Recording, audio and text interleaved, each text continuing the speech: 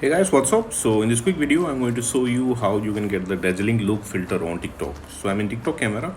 To get this effect, go here. This is the effects gallery. Okay, now here in trending section, just light up until you see this image. Remember this image. This is the filter. Suppose you are not getting the filter like this from the effect gallery, then what you can do, go back, go to discover, and here search for dazzling look. Okay, on the top row you will see the effect icon. Just tap there and you will be directed to the effect page. Now from here you can add it to your favorites, and at the bottom of the page you will see try this effect. Tap there to use this effect likewise. Okay, and suppose you are not getting the effect like this also from discover, then what you can do, let me go back.